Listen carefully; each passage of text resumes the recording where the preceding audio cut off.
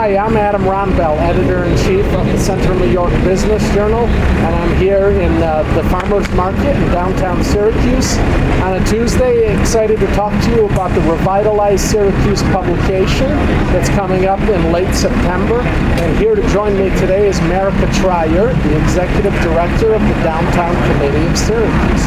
Welcome, Merike. Hi, thank you. And we're doing our social distancing thing amid the COVID pandemic, and forgive us for the noise here in this downtown setting, bustling today.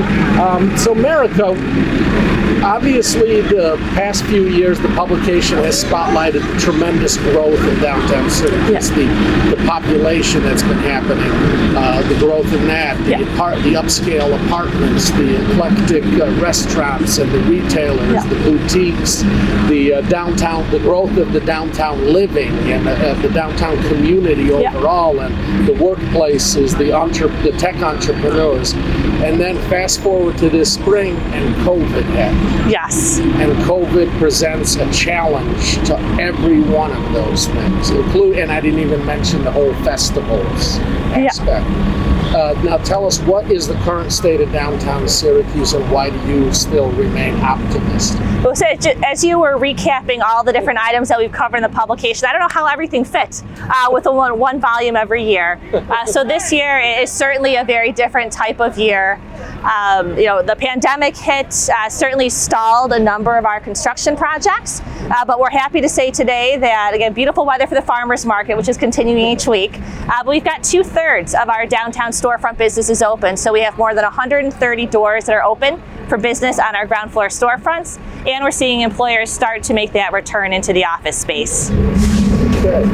And do you think, when do you think we come out of this and can get full? Will a lot of it depend on the whole progress of the virus? Yeah, this is certainly a very different world, and I think one of the inspiring items that speaks so much to our community is the way everyone came together for this. So I think people are still very cautious right now. A number of our construction projects have been able to resume. One of the projects that never stalled was the Salt City Market. That's building affordable housing, so that one continued and is still expected to open later this year, but we've got the residential units underway. So just like everybody else, we're watching to see what the next seasons bring, kind of living in 2-week increments. Sure. Now, obviously, those projects you mentioned, those are big centerpiece projects, so that kind of helps move the progress forward. Now, one of the big challenges has been obviously the restaurants and the stores. Tell us about that situation. Yeah, the restaurants and downtown small businesses were probably hit the hardest. Office workers were able to transition to a remote work environment relatively easily, but the restaurants and those rely on foot traffic were not able to do so. So restaurants did takeout throughout the pandemic.